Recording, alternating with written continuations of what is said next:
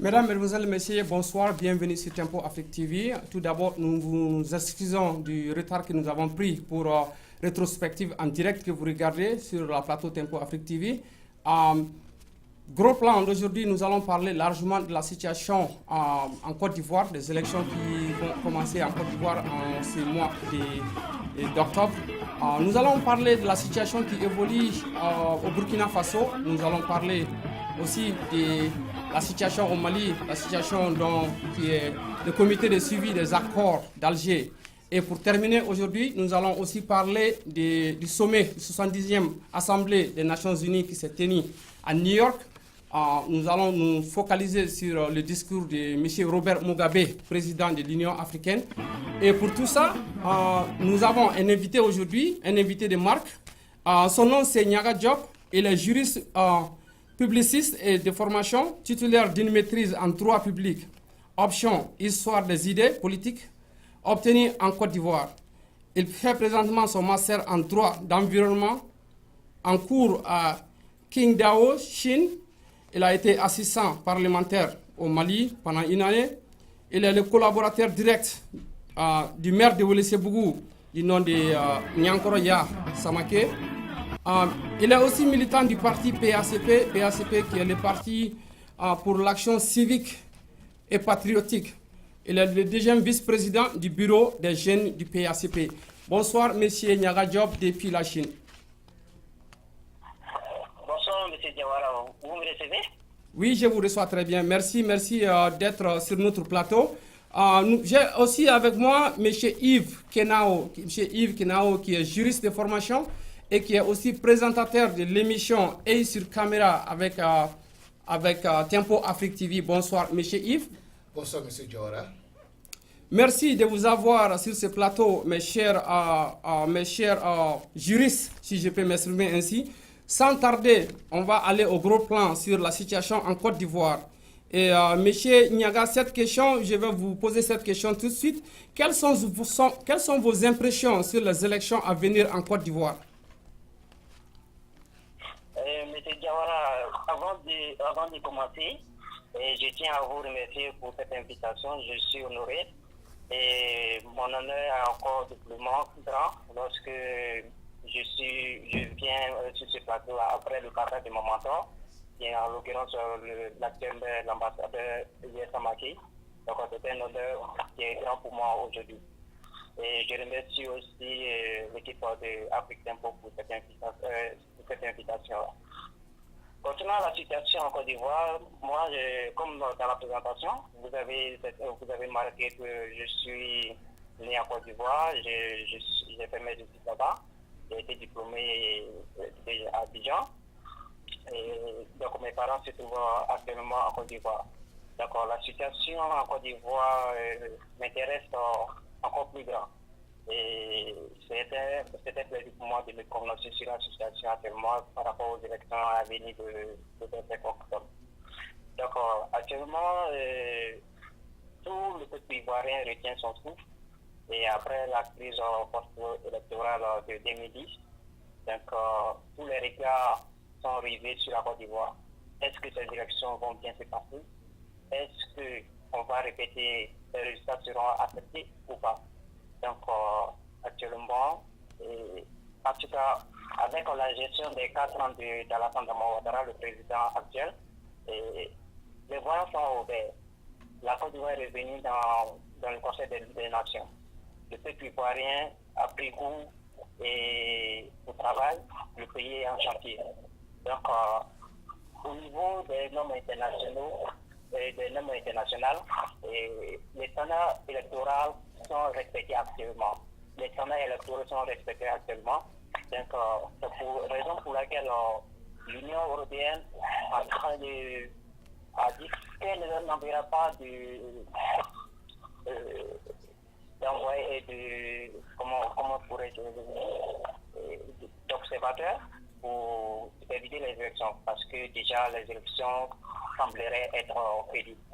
Donc, pour ma part, je suis confiant pour la bonne tenue des élections. C'est vrai qu'il y a, pendant quelques semaines déjà passées, des marches ont eu lieu, des manifestations de l'opposition ont eu lieu, mais ce sont des parenthèses pour moi. Donc, je m'arrête là pour l'instant. Bon, merci de nous avoir donné tes opinions sur les élections à venir. Bon, j'ai mon confrère, M. Yves Kenao, aussi, qui est un fin connaisseur de la politique africaine. M. Yves Kenao, les Ivoiriens sont-ils prêts pour organiser des élections libres et transparentes avant de faire la réconciliation des cœurs et des esprits? Je vous pose cette question, pourquoi? Parce que les challengers de Alassane Dramane Ouattara, qui ne sont pas du moins sur la scène politique africaine et internationale. Je parle de qui? Je parle de Konan Bani, l'ancien gouverneur de la BCEAO, qui a été Premier ministre. Je parle aussi de Afin Guessan, qui, du FPI, tout le monde le connaît très bien, ses poids. Et il y a l'autre aussi, dont la liste est vraiment excessive, qui est Mamadou Koulibaly, qui a été président de l'Assemblée d'avant. Et M. Yves Kenao, encore une fois de plus, les Ivoiriens sont-ils prêts pour organiser des élections libres et transparentes avant la réconciliation des cœurs et des esprits? Monsieur Moussa Diawara, je vous remercie pour l'honneur que vous me faites, vous m'avez donné en m'invitant sur ce plateau. Vous savez, et puis c'est avec plaisir aussi que j'apprends que votre invité de marque est juriste de formation. Alors, M. Diouf, bonsoir et merci d'avoir accepté l'invitation de Tempo Afrique TV. Pour revenir à votre et répondre à votre question, et je dirais tout simplement que si les Ivoiriens, après la crise de 2000, on peut organiser les élections en 2010, je pense que ce n'est pas après 4 années d'apaisement que les Ivoiriens ne sont pas prêts à organiser les élections. C'est ça qui me fait dire que les Ivoiriens, quelque part, sont prêts à organiser ces élections le 25 octobre prochain. Vous avez vu que les élections, quel que soit celui qui les organise, quelles que soient les conditions dans lesquelles on les organise en Afrique, il n'y a jamais eu des élections sans contestation avant, durant et après. Il y aura toujours constatation de quelque groupe que ce soit. Mais ce n'est pas pour autant une raison de ne pas essayer d'organiser les élections pour faire avancer la vie d'un pays, la vie d'une nation. Donc je pense que les Ivoiriens à l'heure actuelle sont prêts. Les candidats que vous avez cités, ce ne sont pas de petits candidats, ce sont des candidats de grande taille. Afin Guessan, Charles Koné, Essé Amani, Mohamed, tout ce monde-là, c'est un monde fort politiquement parlant. Donc, je peux vous dire que sur le plan d'organisation, la Côte d'Ivoire, elle est prête, les Ivoiriens sont prêts.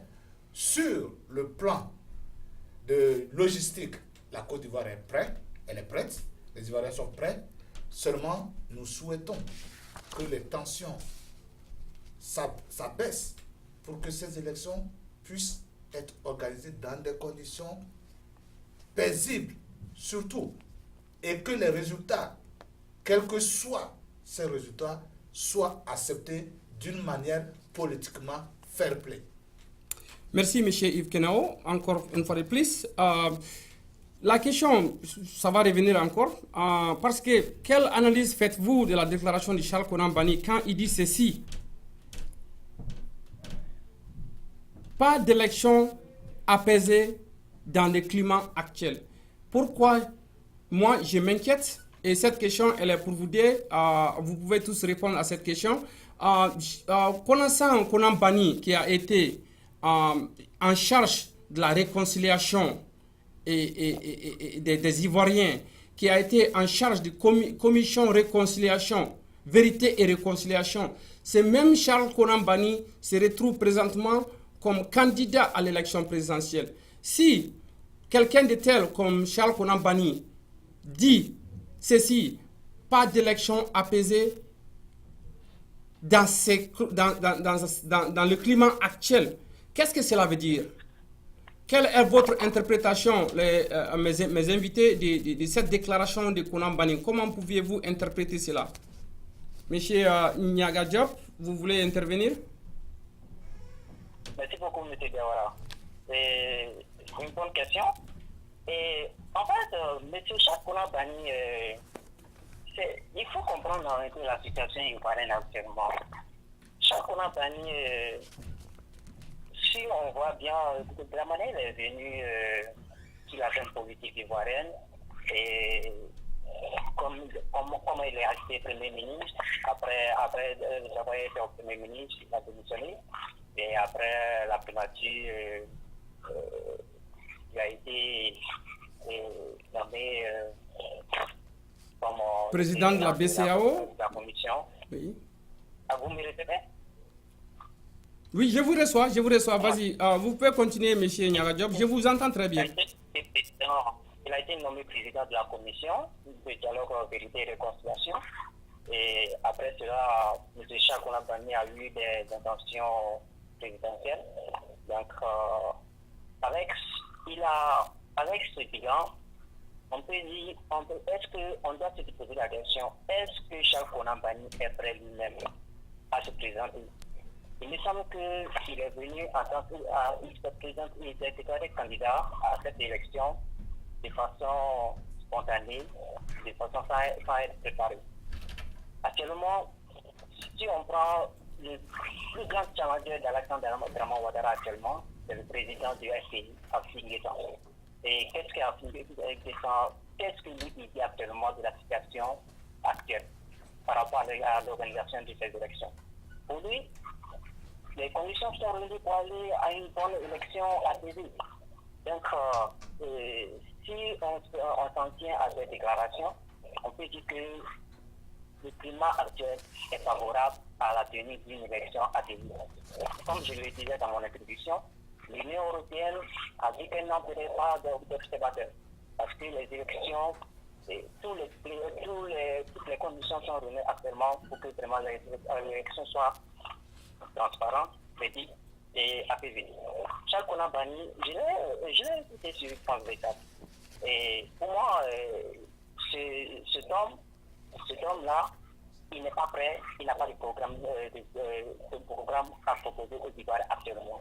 Donc, cette opposition réunie au sein, cette opposition partie, réunie au sein de la CNC, et Coalition nationale pour le changement, elle n'est pas préparée pour cette élection-là. Donc, elle cherche des voies et moyens pour essayer de retarder, si je peux m'exprimer ainsi, de retarder un peu les échéances. Les échéances viendront avec ce tenue. Les élections vont se passer et on verra bien si vraiment on verra le poids politique de ces opposants, Chakona Bani ou autres. Si on voit déjà la marche qui a été organisée à la allô? Oui, alors je vous suis. Monsieur Niaga Diop, ne vous inquiétez pas, nous sommes là, nous vous entendons très bien. C'est la marche qui a été appelée par Chakona Bani et ses amis pour aller protester contre la CEI et la FPI.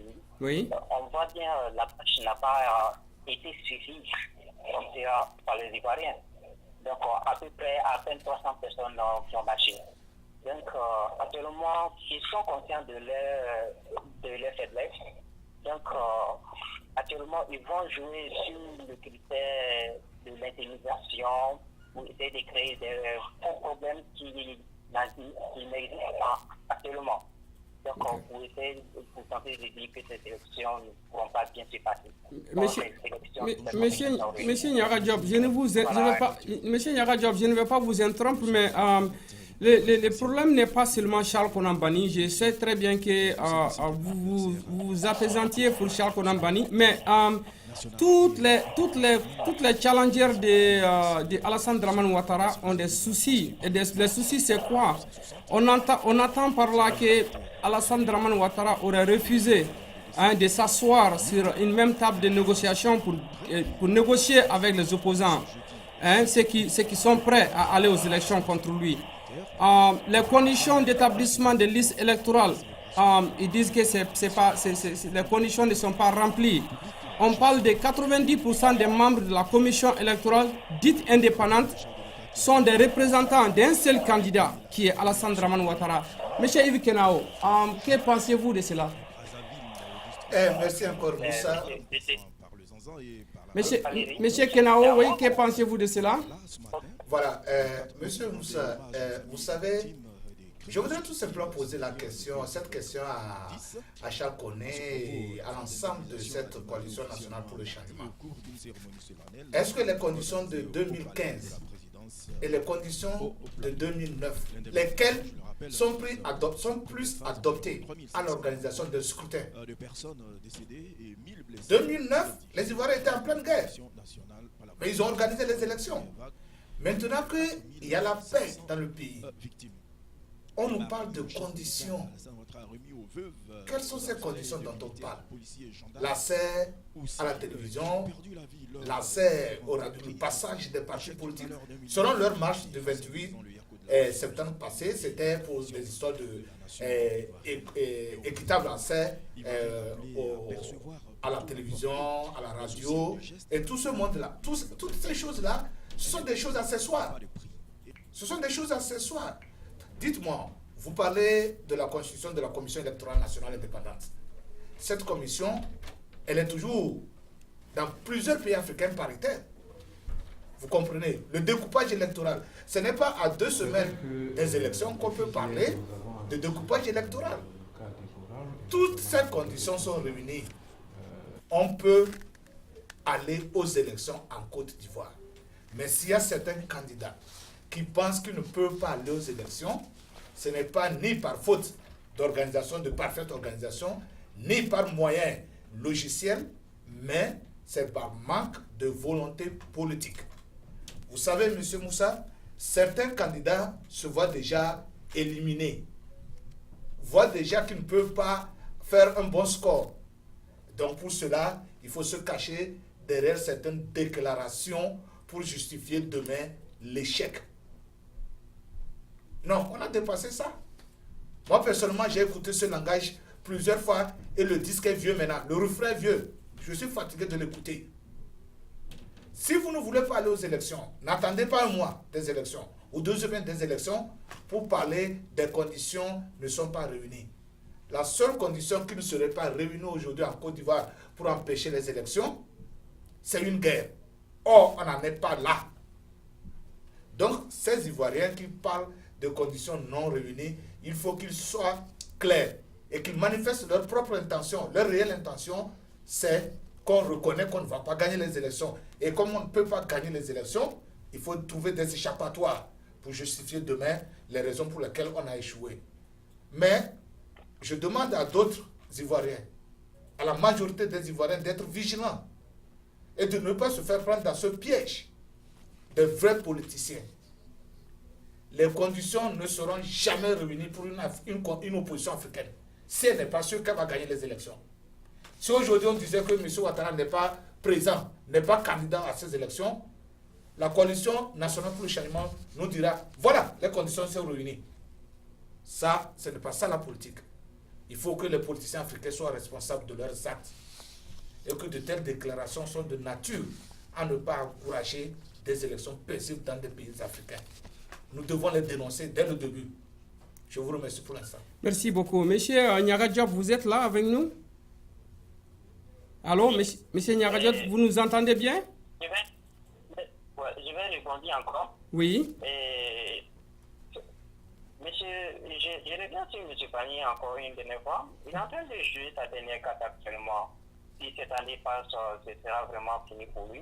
Donc, lui et ce confrère, il joue les bateaux actuellement.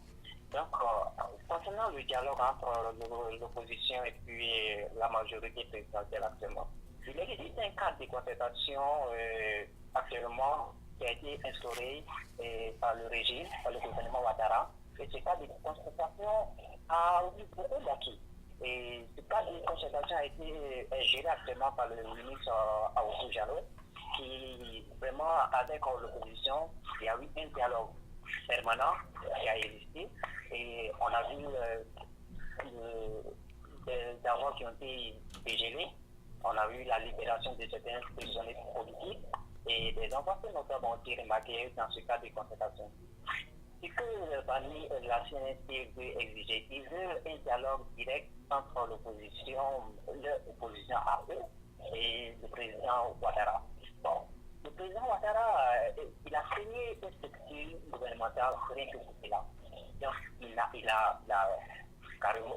certainement des choses plus jugeantes à faire pour que de venir s'asseoir pour écouter des revendications quasi irréalistes. Parce que, comme l'a dit mon interlocuteur, mon débatteur tout à l'heure, c'est pas à l'approche de à un mois des élections que vous allez instaurer des conditions concernant la recomposition de la pays et d'autres conditions. C'est pas faisable, c'est pas tenable. C'est pas tenable actuellement. Donc, même au niveau de la RI, ils disent qu'il faut revoir le programme de passage. Actuellement, la RTI a réaménagé son programme pour essayer de tenter de satisfaire, de prendre les besoins des uns et des autres en compte pour vraiment équilibrer, pour qu'il y ait une égalité parfaite entre les candidats. Qu'est-ce que la CNC dit? La CNC n'est pas s'inscrit dans ce cadre, dans ce programme qui a été réaménagé. Mais, Monsieur Diop, qu'est-ce qu'elle veut actuellement? Est-ce qu'elle veut aller aux élections ou pas? Tout compte fait, les conditions sont réunies actuellement pour aller aux élections. Donc, si la CNC n'a pas de programme pour de programme pour proposer cela aux Ivoiriens. Monsieur Diop. Monsieur Diop. Oui, vas-y. Voilà, je voudrais tout simplement dire que vous avez parfaitement raison. Moi, je suis la politique ivoirienne et la politique africaine tous les jours. Vous savez, ce que la CNC est en train de réclamer, c'est un refrain, c'est une plateforme de toutes les oppositions en Afrique, surtout en Afrique de l'Ouest. Quand on n'est pas sûr qu'on va gagner, il faut dire que l'autre parti n'a pas réuni les conditions satisfaisantes pour aller aux élections. Je vous dis que je suis la politique ivoirienne de près. Jusqu'à ce jour, tout est réuni pour que les Ivoiriens aillent aux élections. Donc, quelque part, il faudrait dire que c'est une simple mauvaise volonté pour parler des élections, des conditions non satisfaisantes. Et si M. Ouattara veut écouter ces propos, je ne pense pas que les élections auront lieu. Mais tel que je vois les choses avancer dans de très bonnes conditions, je suis sûr que le 25 octobre prochain, les Ivoiriens iront aux urnes et choisiront leur prochain président. Peu importe celui qui sera choisi, mais le peuple ivoirien aura le droit et le privilège d'exercer son droit constitutionnel, celui d'aller choisir librement son candidat de choix. Merci, M. Kenao. Le problème, c'est quoi? Pourquoi nous en discutions aujourd'hui? Parce que l'Afrique se prépare pour les élections présidentielles. Nous avons vu déjà des exemples. Nous avons vu le cas du Togo. Nous avons vu le cas qui se passe actuellement au Burkina, qui devait se passer dans les jours à venir. Il y a la Guinée-Conakry qui s'apprête pour les élections présidentielles. Déjà, au Rwanda, au Burundi, disons, il y a des tensions pour les élections présidentielles. Donc, il est vraiment important pour moi, en tant que présentateur de Tempo Afrique TV, de vous inviter aujourd'hui M. Ndiaga Diop, qui est natif originaire de la Côte d'Ivoire, qui connaît très bien la politique ivoirienne. M. Yves Kenao, mon confrère de chaque jour, qui est un fin connaisseur de la politique ouest-africaine, afin que nous puissions dégager des idées, afin que nous puissions discuter largement de la situation ivoirienne, parce que la Côte d'Ivoire vient tout simplement, il n'y a pas très longtemps, de sortir d'une crise. Faut-il avoir peur encore d'une autre crise qui ne dit pas son nom? Parce que ces opposants, on parle beaucoup qu'on a banni. Mais il y a Mamadou, l'ancien Koulibaly, l'ancien président de l'Assemblée, qui a dit ceci. Il disait qu'il y a un fonds qui est alloué aux partis politiques pour préparer, pour faire des campagnes présidentielles. Et que ces fonds n'a pas été déterminé, n'a pas été défini par le président Alassane Dramane Ouattara.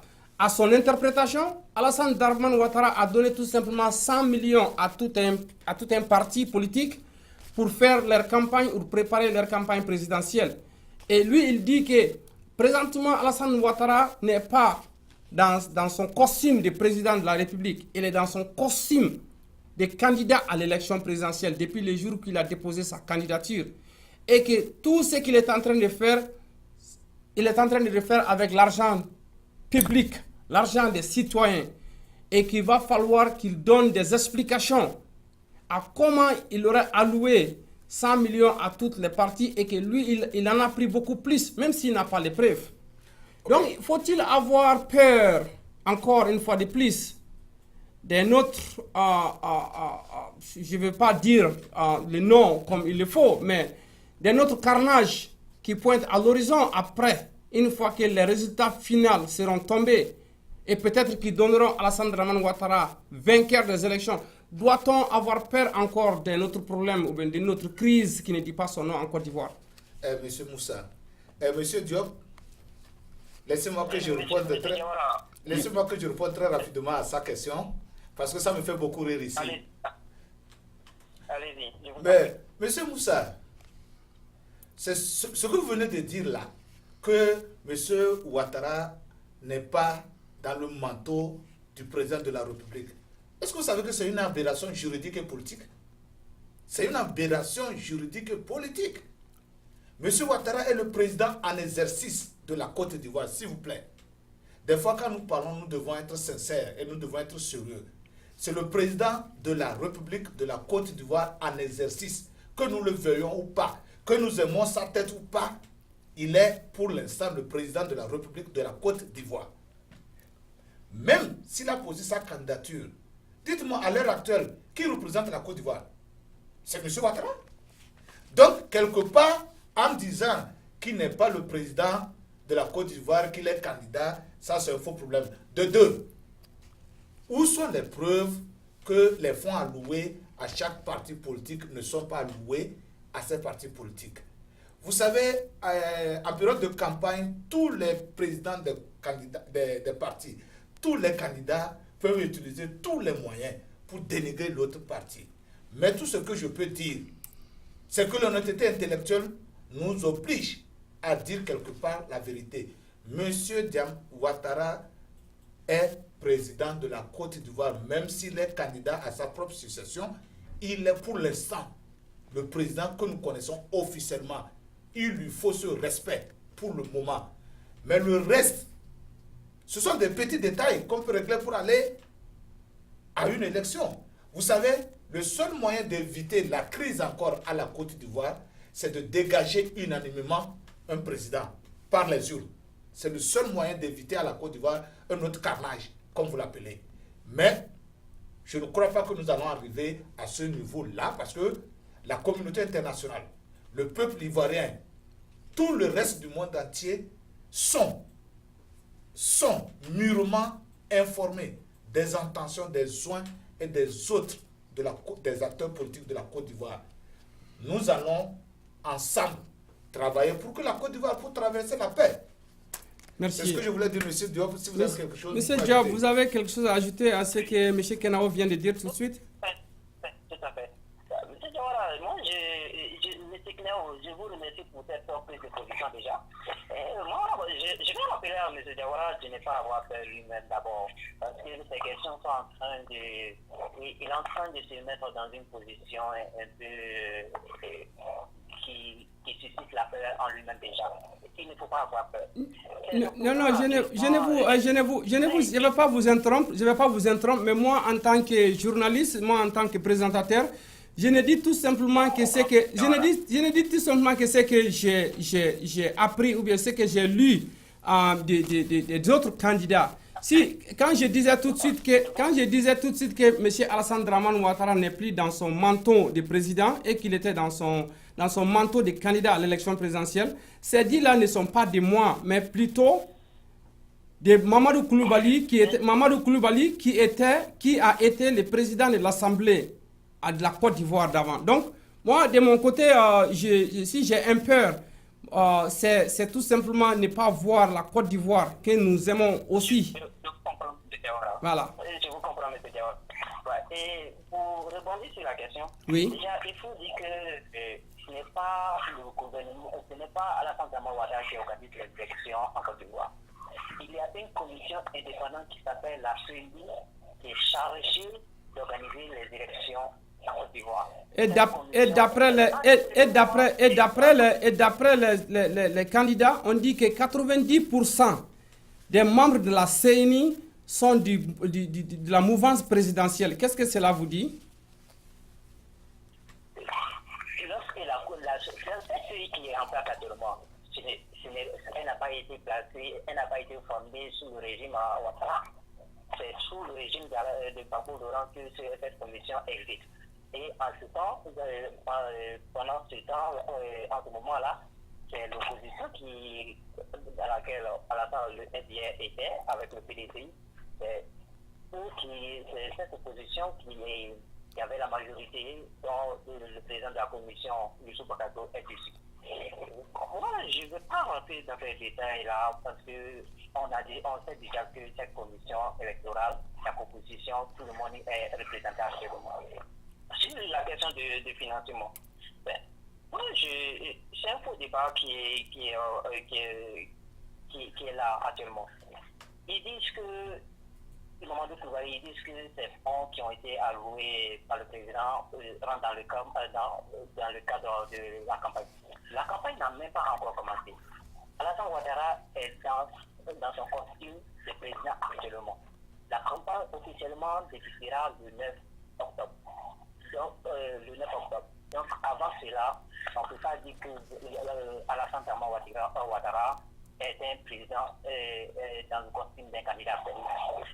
C'est un faux débat, la question de subvention. Okay. La subvention en Côte d'Ivoire est prévue uniquement pour les partis politiques. Okay. Ce financement qui a été débloqué par Alassane Ouattara, les 100 millions, c'est une subvention exceptionnelle qui ne rentre pas dans le cadre d'une loi. On peut dire que c'est une donation. Donc, si on peut bien analyser le degré pris par Laurent Gbagbo en son temps, le cadre juridique énoncé par le gouvernement, le cadre juridique du communiqué du gouvernement qui annonçait la subvention exceptionnelle n'a pas été énoncé. Okay. C'est une donation exceptionnelle. Merci, M. Niaga pour ton éclairage. Je pense que nous avons beaucoup à débattre aujourd'hui puisque nous parlons de la politique africaine et ouest-africaine. Je m'en vais demander à Yves Kenao, poser une question à Yves Kenao, et puis nous allons passer sur le cas du Burkina Faso où il y a des remue-ménages là-bas aussi.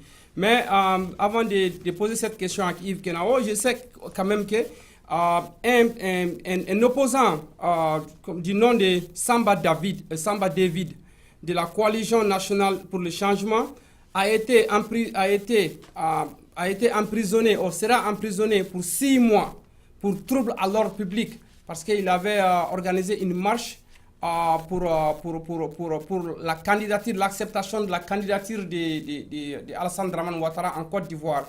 Encore une fois de plus, pourquoi je reviens sur cette question-là encore? Parce que moi, je trouve que ce ne serait pas une bonne chose qu'après, ou bien après les élections présidentielles, et qu'on annonce les résultats, et qu'il y a un vainqueur, et que les vaincus se sentent d'une manière trahis, ou bien d'une manière parce que tout simplement ils ont été vaincus, qu'ils allaient demander de descendre dans la rue, cela n'arrangera pas la situation, pas à la Côte d'Ivoire, pas à l'Afrique de l'Ouest. Donc, M. Kenao, vous voulez dire quelque chose? Voilà, oui, vous savez que j'ai toujours quelque chose à dire à propos de la politique. Donc, vous allez me dire rapidement ce que vous avez à dire.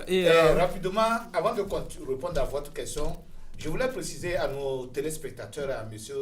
Diop que même si les campagnes sont ouvertes en Côte d'Ivoire, même si les campagnes ont commencé, M. Ouattara demeure toujours président de la République de Côte d'Ivoire puisque son mandat n'est pas expiré.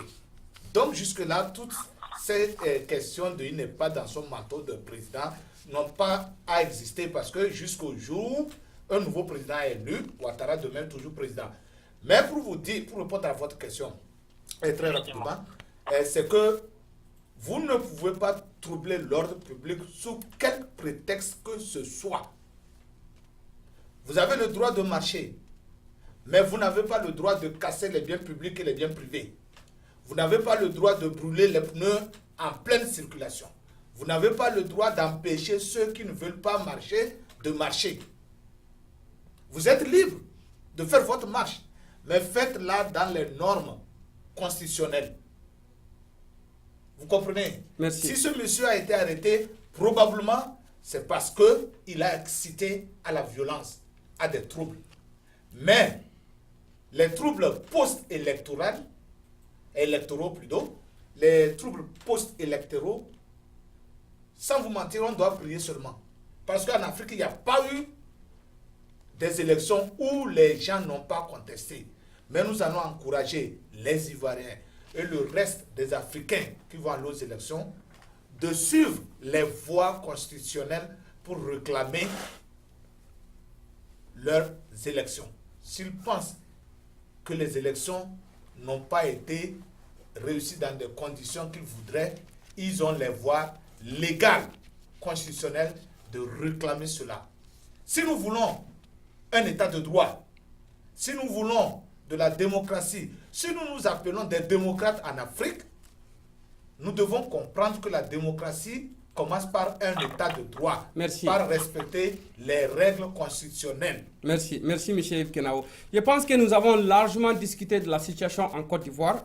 Nous allons aller en Côte d'Ivoire voisin, où je dirais que le vent veille du pensée des hommes, le vent de la démocratie souffle encore de nouveau au Burkina Faso.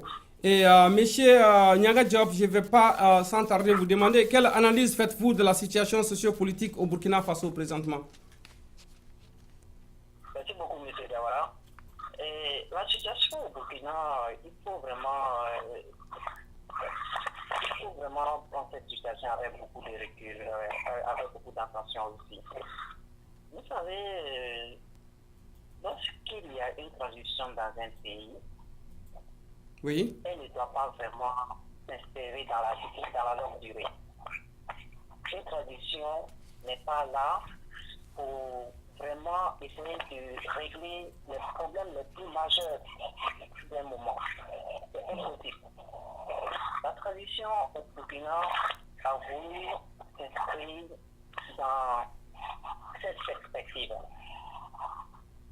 notamment le fait de vouloir résoudre le dossier Sankara, entre autres, et le fait de vouloir supprimer un régiment qui institutionnellement vraiment a fait la posture. Et c'était très difficile de pouvoir vraiment régler cela. La transition avait pour mission d'organiser des élections transparentes, inclusives et apaisées. Ça devait être la mission première de la transition. Cependant, les tenants de la transition ont voulu faire des choses populaires en voulant résoudre immédiatement le dossier Sankara et en voulant banni tout ce qui était relatif avec des acquaintances avec l'ancien régime. C'était très difficile. C'était dans le cadre populiste. Et ça, c'est très dangereux.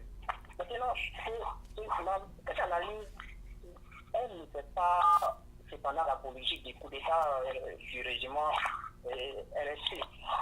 Je condamne fermement cela. En Afrique actuellement, nous ne pouvons plus admettre que des coups d'État puissent vraiment changer de régime. Comme l'a dit M. Kinao, c'est uniquement par des élections qu'un régime peut être changé.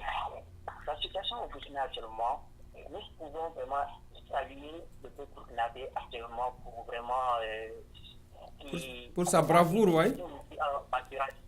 Maturité actuellement, mais elle est en train cette population burkinabé, elle est en train de montrer vraiment son esprit démocrate, son esprit de Sakaris qui a demeuré autant. Et cette population burkinabé se marquer l'histoire. Maintenant, mon constat est que le régime, les tenants de la transition n'étaient pas en phase avec la population burkinabé actuellement. Parce que les tenants de la transition, c'était surtout les fédérateurs. Ils devaient vraiment unifier tout ce qui a créé le désordre, la désunion entre la CDP, les tenants de la CDP et le groupe burkinabé actuellement. Maintenant, ils se sont éloignés de ce cadre-là. Le groupe burkinabé a voulu prendre son destin en main. Moi, mon analyse est que chaque pays a ses faits et réalités, a ses particularités. Au Sénégal, ils ont une maturité. La population a eu cette maturité-là et les hommes politiques ont eu cette maturité-là. Au Burkina, je peux dire que la population a eu la maturité. Par contre, les tenants les hommes de la transition, pas uniquement les hommes politiques, ils n'étaient pas en phase avec la population. C'est comme si la population était en avance sur eux par rapport à l'esprit de la démocratie inclusive. Maintenant, la situation actuellement, il faut vraiment faire attention parce que c'est vrai que le RSP a été dissous, mais il y a des questions qui restent en suspens. Où sont passés les hommes, les 1300 hommes du RSP? Où sont-ils passés? Où sont passés les armements lourds qu'ils possédaient? Donc ça peut être une bonne retardement à venir. Donc vraiment, il faudrait que vraiment... Merci de nous avoir donné tes impressions. Merci de nous avoir dit ce que tu en penses de la situation. Monsieur Kenao, qu'est-ce que vous inspire-t-il de la situation au Burkina et de la bravoure du peuple burkinabé qui s'est levé comme un seul homme, comme pour dire plus jamais à un coup d'État dans les pays? Qu'est-ce que vous avez? Voilà, vous savez, monsieur Diop, je vous remercie beaucoup pour vos analyses. Vous savez, je pensais que j'étais le seul à voir la chose de la manière. Moi, je dirais que de tout ce qui s'est passé, la transition a trahi le peuple burkinabé. La transition a trahi le peuple burkinabé dans ce seul sens, ce seul but, qu'elle a confondu vitesse et précipitation. La transition n'avait pour rôle que de satisfaire le besoin de la population, organiser les élections et dégager un président démocratiquement élu. La transition n'a pas réussi à reviser la Constitution, ce qui était la chose la plus facile. Mais elle s'est donné une tâche lourde de réveiller le dossier Sankara, qu'on ne peut pas finir même en 4 ans. Cette tâche était réservée à un gouvernement élu. L'opposition n'est pas un parti politique. J'ai entendu les gens me dire que l'opposition a promis à la population que c'était le mot de campagne de l'opposition. L'opposition n'est pas un parti politique. C'est un parti politique qui a un programme d'action. Donc, quelque part, l'opposition a raté la transition avec cette idée d'exclure certains Burkinabés, avec cette idée de s'attaquer à un régiment qui est devenu une tradition de 27 ans, d'attaquer tout ce qui était le régime de 27 ans d'existence. Ce n'est pas un seul jour qu'on peut résoudre ça. Ce n'est pas en un an. Donc, les tâches premières de la transition étaient oubliées. C'est pour vous dire que la transition, d'après mes analyses aujourd'hui, a trahi le peuple burkinabé qui est brave. Et je salue le courage et l'abnégation de ce peuple qui a encore une fois montré qu'il est politiquement mûr, qui n'accepte pas des bévues, des bêtises, qui n'avale pas n'importe quelle bêtise de n'importe qui. Et vous savez, le danger n'est pas fini, comme mon ami vient de le dire. Où sont partis les anciens membres de ce régiment? Où sont partis même les acteurs politiques de l'ancien parti de Blaise Compaoré? Et puis n'oubliez pas qu'au lendemain, il y a eu des arrestations de gauche à droite. Quiconque qu'on soupçonne, on doit l'arrêter. Ça aussi, c'est une autre crise interne. Je vous demande de faire beaucoup attention au peuple burkinabé, parce que l'ennemi est à la porte. Il n'attend qu'une situation de trouble, une situation confuse à l'intérieur du pays pour qu'il saisisse l'occasion et détruise complètement le Burkina Faso. Le peuple burkinabé doit être beaucoup plus vigilant ces derniers temps pour démasquer l'ennemi. Et les membres, à vous membres de la transition, ceci a servi de leçon. Revenez aux choses basiques. Revenez à la base. Faites les choses les plus simples possibles pour conduire le peuple burkinabé aux élections. Je vous remercie, monsieur Diawara. Merci beaucoup, pour vos éclairages. Je dirais d'une manière que effectivement la transition, le boulot, le travail de la transition, c'était de conduire une transition d'un an et de faire élire un président démocratiquement et que ce président allait choisir son premier ministre pour former un gouvernement de consensus ou bien d'union nationale.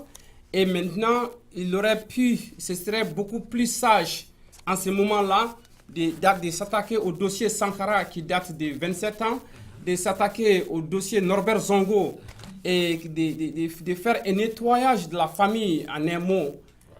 Mais bon, c'est un peu prématuré pour cette transition en un an de s'attaquer à des dossiers comme mon frère Yves Kenao vient de le signer, qui peut prendre 5 ans, sinon 10 ans.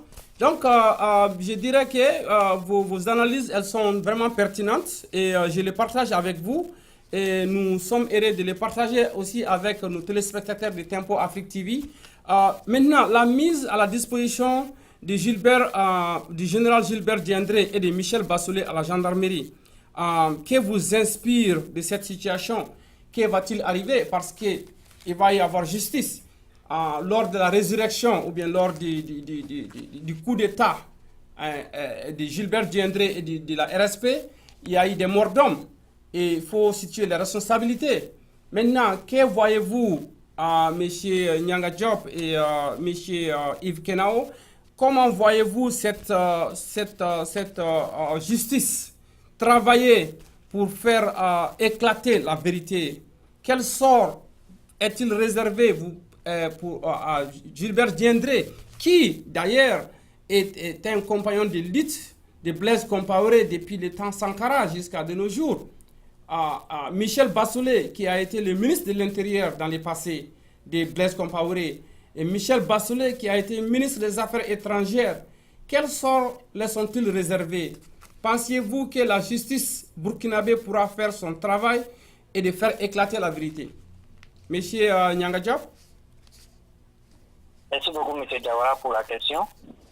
S'agissant du général Diendéré, il faut lui-même, dans ses communiqués, lorsqu'il était en train de négocier sa reddition avec la CEDEAO, il a mentionné qu'il était prêt à répondre de ces actes et qu'il regrettait beaucoup. Le fait de dire qu'il regrettait déjà son acte marque vraiment qu'il faut aller au-delà pour faire la lumière sur ce coup d'État manqué et pourquoi cela a été fait. Et il reviendra à la justice militaire de trancher cela. Il faut qu'en Afrique, nous apprenions vraiment à ce que toute personne, tout militaire qui va s'ingérer, qui va violer les règles constitutionnelles sans vraiment stoppant le fonctionnement normal d'une institution, d'un régime, puisqu'ils font de ces actes. Il faut au Burkina que l'exemple soit donné. Donc, il s'agira pour la justice militaire burkinabé de lever le voile sur ce coup d'État manqué, qui ont été les instigateurs et pourquoi ces éléments de RSP se sont aventurés dans ce push-là. Donc, en tout cas, moi, en ce qui me concerne, il ne faudrait pas que la transition puisse dire qu'elle sera la lumière sur ce coup d'État-là. il faudrait qu'elle puisse organiser, comme je l'avais mentionné, les élections conformément à son engagement, premier, et il reviendra au régime démocratiquement élu d'établir les responsabilités sur ce coup d'État-là. Parce que la transition actuellement n'a pas de légitimité électorale. C'est vrai, il y a une légitimité populaire qui est là. Et elle est là par le biais de la population. Donc, elle n'est pas électorale. Il faudra attendre à ce que le régime démocratiquement élu puisse être là pour vraiment doter la justice militaire de tous les moyens conséquents pour faire la lumière sur ce coup de banquise. Sinon, Djibril Bassolé, il était candidat et recalé, membre influent du régime Blaise Compaoré. Tous les faits qui lui sont reprochés actuellement, il doit aussi, cela doit être de la présomption actuellement. Il est présumé coupable actuellement. Et tous ceux qui sont mêlés de près ou de loin à ce coup-là devront répondre des actes uniquement après des élections démocratiquement organisées au Burkina Faso. Merci, M. Yaradjab. Merci. M. Yves, vous avez quelque chose à ajouter de l'arrestation et du jugement à venir sur le cas Gilbert Diendéré et de la RSP? Ce n'est pas Gilbert Diendéré seulement. Nous disons le nom de Gilbert Diendéré revient chaque fois parce que Gilbert Diendéré était le chef des putschistes. Sinon, il n'est pas le seul qui aurait décidé de faire un coup d'État. Mais Gilbert Diendéré, il s'est rendu aux autorités burkinabées. Michel Bassolé aussi et Gilbert Diendéré, un fait de Dieu, les deux se retrouvent à la même gendarmerie. Comment voyez-vous leur jugement à venir? Et comme M. Yaradjab vient de le souligner, pensez-vous que ce serait l'affaire de la transition, essayer encore de juger ces gens-là alors qu'ils doivent tout simplement se concentrer sur les élections dont la date n'est plus connue afin de passer la transition à un gouvernement démocratiquement élu et que ce gouvernement démocratiquement élu pourrait prendre le relais et enfin juger les coupables, les auteurs de ce coup d'État? Vous savez, je vais tout simplement vous dire que moi, à l'heure actuelle, je ne fais plus confiance à cette transition burkinabé. Pour simple raison que ce qui s'est passé au Burkina Faso s'est passé en 1991 en République du Togo.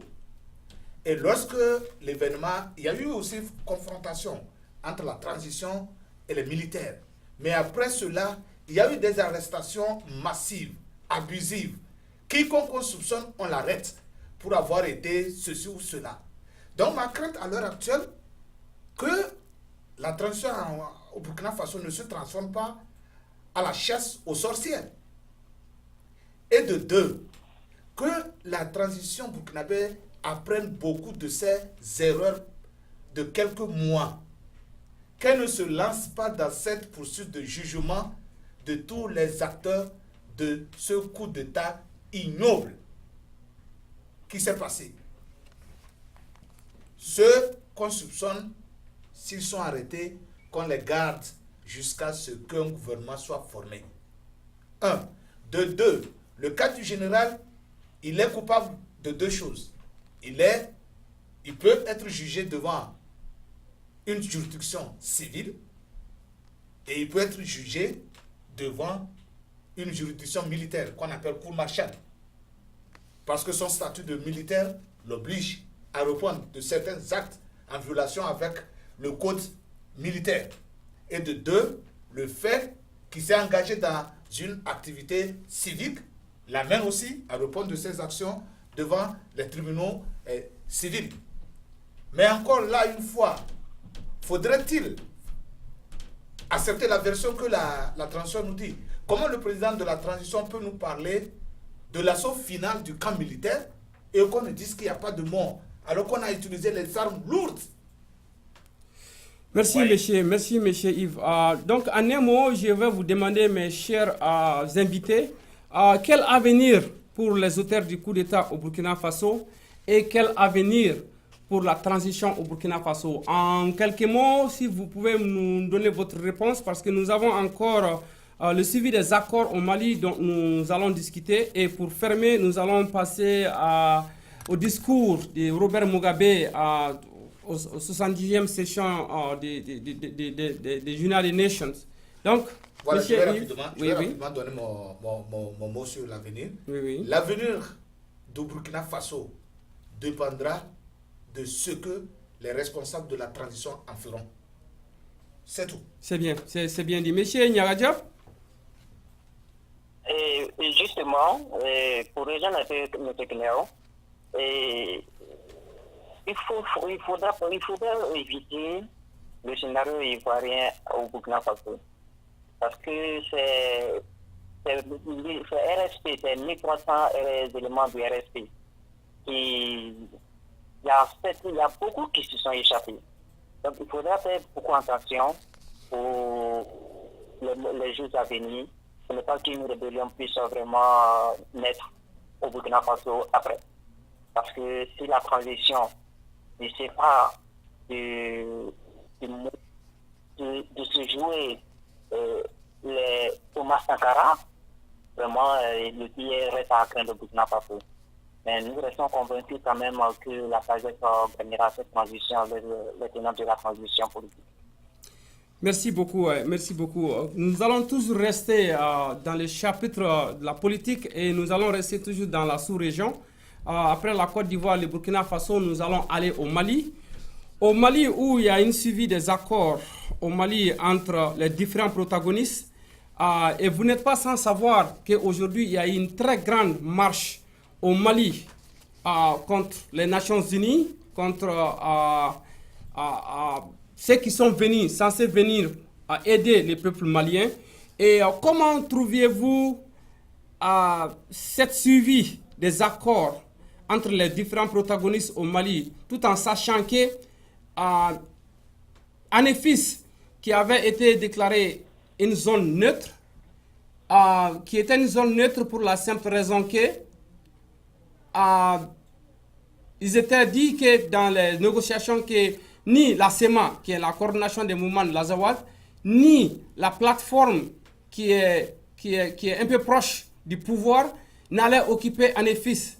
Et c'était les forces, les casques bleus qui étaient censés protéger Anefis.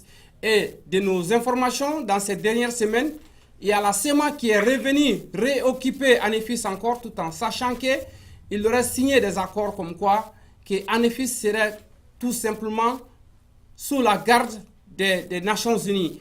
Comment vous trouviez cette suivi des accords? Monsieur Nyaradiab? Merci beaucoup, M. Dawara. Bon, il faut, concernant la crise malienne, il faut noter qu'il y a quelques jours de cela, une rencontre a eu lieu entre le gouvernement, les membres des groupes armés, et aussi le groupe Gadia aussi. Oui, la plateforme et la SEMA, et puis avec le gouvernement malien. Et le jeudi passé, c'était assis sur la table de négociation pour voir le suivi de ces accords et essayer de voir comment faire avancer cette suivi. Tout à fait, tout à fait. Donc, cette rencontre est salutaire parce que à l'issue de cette rencontre, les groupes armés devront vraiment s'accorder sur le respect secret de l'accord qui a été signé à Bamako. Donc, il faudrait vraiment le respect intégral de l'accord. Si toutes les parties se tiennent à l'application stricte de l'accord, nous verrons vraiment un réel changement au niveau de la situation sécuritaire à Bamako, au Mali actuellement. Donc, pour ma part, il faut vraiment croire à l'accord, donner toutes les chances de réussite à cet accord-là. Il faut une application intelligente de l'accord par tout le monde, sans exclusion. Merci. Et c'est la seule condition pour vraiment réussir à parvenir à une paix durable au Mali. Merci. Monsieur Yves Kenao, vous avez quelque chose à ajouter sur... Voilà, tout ce que j'ai ajouté sur j'ai suivi beaucoup de près la situation du Mali, mais c'est la position ambiguë des casques bleus dans la région du Nord Mali que je ne comprends pas. Cette position duelle de l'ONU et de ces casques bleus, je ne la comprends pas. Tantôt, les casques bleus se disent responsables de la protection des régions du Nord Mali. Tantôt, les accords disent que les forces militaires maliennes, de l'armée malienne, sont là pour protéger les populations des régions du Nord Mali. Mais au même moment, on interdit aux forces régulières de jouer leur rôle et on autorise de l'autre côté les rebelles de s'infiltrer, de jouer à leur jeu de cache-cache. À cette position ambiguë, encore une fois de l'ONU, je me pose la question, à quel jeu nous jouons? Si nous voulons respecter les accords, que les accords soient respectés par toutes les parties en présence, inclus l'ONU. J'ai suivi de bout en bout. J'ai commencé par parler de cette situation du Nord Mali depuis janvier-février de l'année passée. Et nous continuons par parler de cette situation ambiguë où tantôt vous voyez l'armée régulière malienne se faire massacrer par les rebelles en présence des casques bleus. Tantôt ce sont les casques bleus qui interdisent à l'armée régulière d'intervenir dans certaines régions du Nord Mali. Et tout ça, je ne comprends rien du tout. Mais, je dis encore mais, un jour le voile sera levé et la vérité va triompher. Parce que dans cette histoire, je pense qu'il y a trop d'intérêts géopolitiques, trop d'intérêts économiques, trop d'intérêts financiers qui sont là et que les gens s'amusent avec la vie humaine. Merci. Merci, M. Yves Kenao. Merci, M. Niaga Diop, pour vos interventions. Pour finir, nous allons parler de cette déclaration du président de l'Union africaine, qui est à la personne de M. Robert Mugabe. Vous n'êtes pas sans savoir que la semaine dernière, il y a eu la 70e Assemblée générale des Nations Unies, où les leaders du monde entier étaient venus pour exposer leurs problèmes et de trouver des solutions, ou essayer de trouver des solutions aux problèmes. M. Robert Mugabe aurait dit ceci: We are not gay. En anglais, ce qui veut dire en français, nous ne sommes pas des homosexuels. Et pourquoi Robert Mugabe l'a dit? J'aimerais avoir votre opinion, M. Niaga Diop. Après, je demanderai à M. Yves Kenao. Je pense que moi, en tant que présentateur, j'ai une idée très claire et précise de pourquoi il l'aurait dit. Quand M. Robert Mugabe a fait cette déclaration, dans la salle, il y a eu beaucoup de sourires, beaucoup de rires, mais il y a eu aussi des applaudissements. Que pensez-vous de cette déclaration de M. Robert Mugabe, M. Niaga Diop? Merci beaucoup, M. Diawara. Merci. Il faut reconnaître que, moi personnellement, Robert Mugabe, c'est pas ma tasse de thé, et je ne le rejoins pas sur beaucoup de points, idéologiquement parlant. Sur cette question de homosexualité, on voit bien que c'est le fait de lance actuellement concernant ce phénomène qu'on veut instaurer, voire appliquer en Afrique ou que toutes par les Occidentaux. Parce que c'est souvent même conditionné même à l'aide au développement par les grandes puissances occidentales, comme les États-Unis. L'homosexualité n'est pas une réalité africaine. Et aux États-Unis, dans les pays occidentaux, on voit bien qu'il y a beaucoup de législations qui tendent vers la légalisation de cette pratique. Par contre, en Afrique, on demeure toujours hostile à cela. Le discours de Robert Mugabe répond à une très large majorité des attentes des Africains, actuellement. Donc, cependant, il faudrait que vraiment, concernant cette question, on puisse vraiment dépasser cela parce que il y a plus d'urgence pour nous actuellement pour vraiment essayer de faire triompher les voix africaines actuellement au niveau de l'ONU. Ce n'est pas la seule voix de Robert Mugabe concernant cette position qui va faire changer les choses. L'on n'est pas vraiment à ces préoccupations-là actuellement. Vous voyez bien que les Africains, dans leur majorité, sont aussi la tête pratique. Donc, quelles que soient les tentatives occidentales pour nous imposer, ça ne marchera pas. Donc, il serait mieux que nos dirigeants puissent vraiment saisir des dossiers vraiment qui sont au cœur des réalités africaines pour le développement de l'Afrique. Et des questions qui peuvent vraiment servir de solidarité, d'union entre nous pour que nous puissions constituer une très force au niveau international. Ce n'est pas toujours en revenant sur ces questions de homosexualité au niveau des discours. Merci. De Merci, M. Nyaradiop. Merci pour votre intervention. Monsieur Yves Kenao, que vous inspire, qu'en tirez-vous de cette déclaration de M. Robert Mugabe quand il disait qu'en anglais, we are not gay, mais en français, qui veut dire que nous ne sommes pas des homosexuels? Vous savez, je ne sais pas ce qu'il a pris, je ne sais pas ce qui l'a amené à faire un tel discours, à aller là.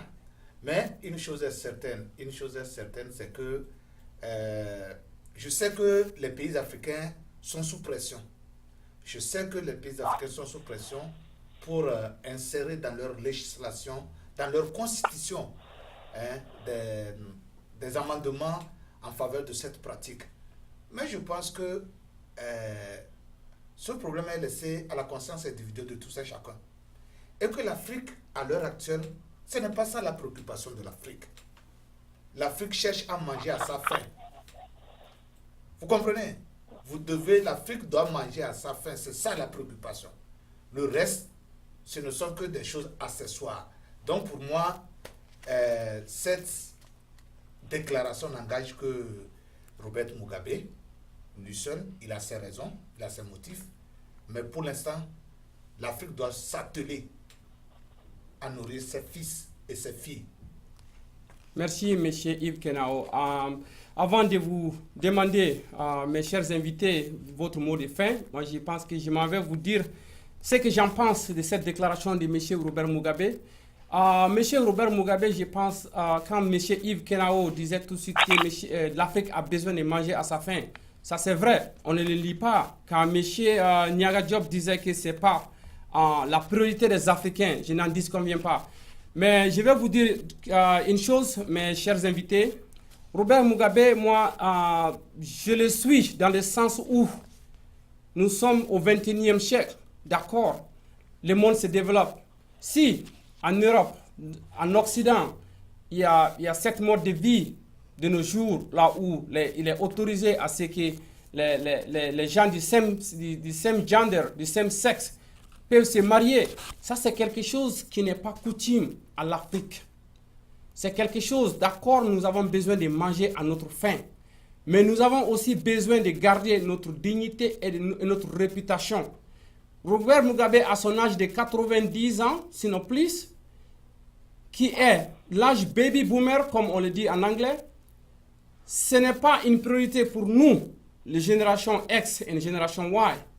Mais c'est une priorité pour M. Robert Mugabe et il se sentait que c'était tout à fait normal pour lui et que c'était l'occasion pour lui, devant les leaders du monde entier, leur faire comprendre que c'est dans le respect mutuel de nos cultures que nous pourrons faire avancer le monde et l'Afrique.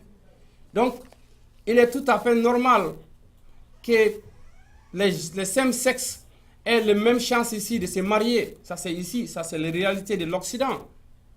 Mais peut-être que ce n'est pas la même chose qui est notre réalité à nous en Afrique. Donc, Il appartient à tous les leaders des pays du monde entier de décider de leur propre sort, mais pas à quelqu'un de leur imposer ou bien de leur faire comprendre que vous devez laisser cela faire. Robert Mugabe s'est senti blessé dans son amour propre quand le président Barack Obama avait fait une visite en Éthiopie, quand le président Barack Obama avait fait une visite aussi au Sénégal, et que le président Barack Obama a voulu plaider pour la liberté des hommes. Cette liberté, Obama, en tant que président américain, comprend ça à sa manière. Mais cette liberté n'est pas comprise chez nous en Afrique, dans tous les pays africains, comme quoi que certaines choses sont autorisées, que certaines choses sont habilitées à faire. Donc, c'est ce que moi j'en tire personnellement du discours de M. Robert Mugabe. Et sur ceci, je m'en vais demander à M. Nyanga Diop depuis la Chine pour nous donner votre mot de fin. Merci beaucoup, M. Diawara. Merci. Je suis vraiment honoré d'avoir pu participer à cette émission et d'avoir échangé sur des thèmes d'actualité aussi importants. Et je suis très honoré. Et je reviens encore pour dire que mon leader, Yessa Mbaké, son excellent Yessa Mbaké, a eu déjà participé à cette émission. Oui. Sur vos plateaux. Donc, moi, il me semble très facile de revenir encore sur le même plateau comme lui aussi pour débattre des questions d'actualité. Donc, je suis très honoré et je vous remercie pour cette invitation à ma modeste personne. Et je remercie aussi M. Kinao d'avoir pris cette position-là. Vraiment, il a eu une position commune avec moi, donc je m'en réjouis déjà. Donc, c'est tout ça à son honneur. Donc, je remercie tous les techniciens qui ont œuvré pour la réalisation effective de cette émission-là. Je serai disponible encore pour des émissions pour vous sans souci. Merci beaucoup. Merci M. Nyanga Diop. Inch'Allah, Yessa Mbaké, c'est quelqu'un que moi je connais personnellement. Bien avant qu'il était ici. Je connais bien son parti qui est le PACP, qui est le Parti pour l'action civique et patriotique. Et je sais que vous êtes le deuxième vice-président des jeunes de cette partie. Et Inch'Allah, nous resterons ensemble pour des débats à venir. Et je ne ménagerai aucun effort, si besoin y est, de vous faire intervenir comme son Excellence Nyankoro Yessa Mbaké aussi. Et sur ce plan, et merci d'avoir accepté mon invitation, et tout en sachant à quelle heure il fait chez vous, 4h, 5h du matin. C'est un réel plaisir et Inch'Allah, on reste en contact. Monsieur Yves Kenao. Oui. Voilà, Monsieur Diop, je vous remercie pour avoir veillé avec nous durant ce temps et j'ai apprécié vos analyses pertinentes de la vie politique de la Côte d'Ivoire et de la vie politique de l'Ouest. Afrique en général. Je vous souhaite beaucoup de courage. On aura le temps de parler, de faire des échanges sociopolitiques, juridiques de toute l'Afrique. Merci beaucoup et toutes nos salutations à votre président et à l'ensemble de votre parti politique. Pour mon mot de fin, je voudrais tout simplement demander aux Ivoiriens de faire tout un effort pour que ces élections aient lieu dans la paix, surtout, et que ce soit des élections paisibles et que le meilleur gagne. C'est ça qui compte. Et ensuite, au peuple burkinabé, je demanderai à la transition de faire extrêmement attention et de s'atteler aux premières tâches de la transition afin d'éviter des dérapages. Car nous sommes à la croisée des chemins dans ce pays. La moindre erreur glisserait ce pays dans le chaos total parce que l'ennemi est à la porte et il attend pour saisir l'occasion. Aux Maliens et à l'ONU, je demanderai de s'asseoir encore une fois et d'avoir la même ligne de conduite dans la gestion des régions du Nord Mali, car ça va dans l'intérêt de tout le peuple malien. Je vous remercie, vous autres téléspectateurs, d'avoir suivi cette édition avec nous. Merci, mesdames, mademoiselles et messieurs. C'était Rétrospective avec Moussa Diawara. Mes invités aujourd'hui, c'était M. Nyanga Diop depuis la Chine. Et j'avais mon frère, mon confrère, M. Yves Kenao, qui est présentateur de l'émission Et sur caméra et puis juriste de formation. Et on se retrouve la semaine prochaine, Inch'Allah, avec d'autres invités. Et passez une très bonne fin de soirée et un excellent week-end. Merci encore une fois de plus. Ok, bye. Merci beaucoup. C'était en tout cas bien.